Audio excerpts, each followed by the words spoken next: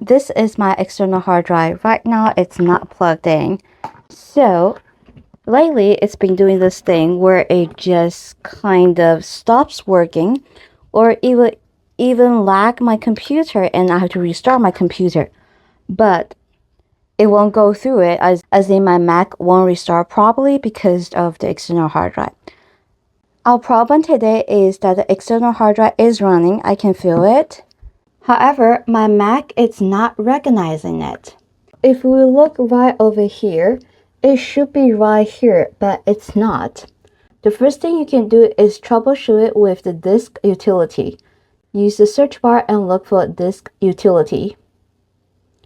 As you can see here, it's having trouble reading my disks. But if I unplug my external hard drive, it will have no problem reading my Mac hard drive. That's one way for me to know that something is wrong with my external hard drive. Here's how I fixed that problem, but you're probably not going to like it because I have to use a Windows computer to fix it. Now we are by my Windows computer and we are going to plug this external drive in.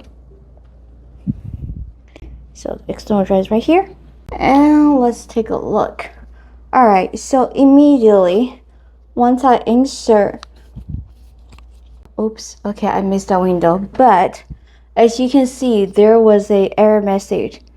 Here's the external hard drive, so it's readable on my Windows computer. We're going to right click on it, and then click on Properties, then click on Tools. Then under Error Checking, click on Check.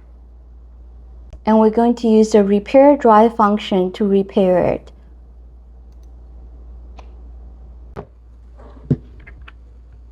Okay, so now Windows has successfully scanned the drive. So we're gonna close this. Then we are going to bring this external hard drive back to my Mac.